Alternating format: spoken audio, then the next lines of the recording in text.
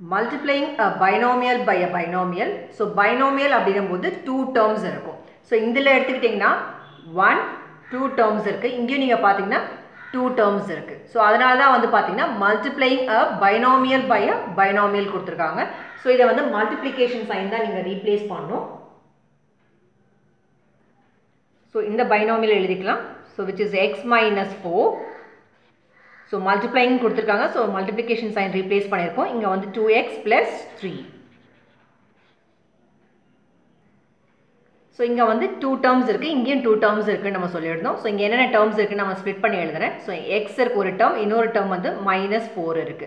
So இப்போ என்ன பண்ண போறீங்கன்னு பாத்தீங்கன்னா இந்த x எடுத்துட்டு போயிடு இது கூட நீங்க மல்டிப்ளை பண்ண போறீங்க. இந்த ஹோல் இதையுமே நம்ம மல்டிப்ளை பண்ண போறோம். அதே மாதிரி -4 எடுத்துட்டு போயிடு இந்த ஹோல் இதையும் நீங்க மல்டிப்ளை பண்ண போறோம். So அதுக்கான ஸ்டெப் பாத்தீங்கன்னா x into 2x plus 3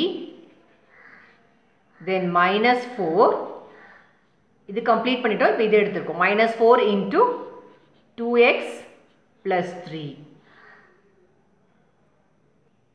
So next என்ன பண்ண போறீங்கன்னு பார்த்தீங்கன்னா இந்த x இது கூடயும் மல்டிப்ளை பண்ணணும். நெக்ஸ்ட் இந்த சேம் x இது கூடயும் நீங்க மல்டிப்ளை பண்ணணும். ஸோ ஸ்ப்ளிட் பண்ணும்போது x into 2x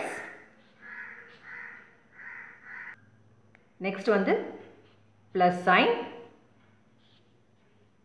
x into 3 இருக்கு. So இது கூட நீங்க மல்டிப்ளை பண்ணிருக்கோம். then x into இந்த 3 plus sign நீங்க போட்டுருக்கோம். then இங்க பாத்தீங்கன்னா -4 இருக்கு. so minus sign போட்டுக்கோங்க. இத கூட மல்டிப்ளை பண்ணீங்கன்னா 4 into 2x then மறுபடியும் minus sign போட்டுக்கோங்க. இத ரெண்டையும் நீங்க மல்டிப்ளை பண்ணனும். so 4 into 3.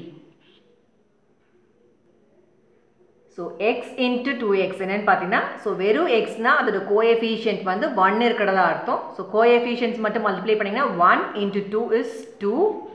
x into x வந்து x square. so x into 2x இத ரெண்டையும் நீங்க மல்டிப்ளை பண்ணீங்கன்னா you will get 2x square.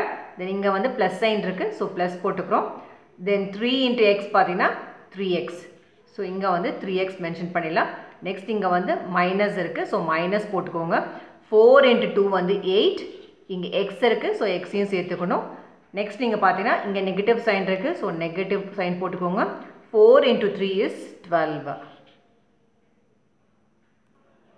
so next step பாத்தீங்கன்னா லைக் டேர்ம்ஸ்லாம் நீங்க அரேஞ்ச் பண்ணி அத அடிஷன் பண்ணுமோ சப்ட்ராக்ஷன் பண்ணுமோ so ப்ராப்பரா பண்ணனும். so இங்க நீங்க பாத்தீங்கன்னா x இதோட பவர் 2. so x ஸ்கொயர் வேற எங்கேயுமே வந்து அந்த மாதிரி terms எதுமே கிடையாது. so அதனால நம்ம இந்த 2x ஸ்கொயரை as it is இங்க எழுத போறோம்.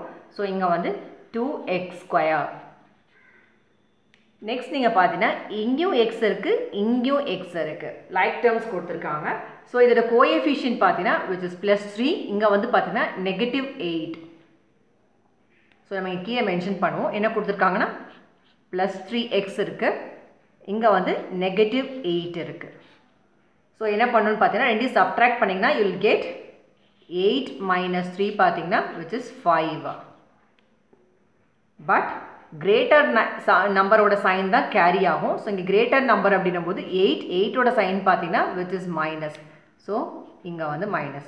so -8 + 3 கொடுத்திருந்தாங்க. ரெண்டையும் சப்ட்ராக்ட் பண்ணுங்க.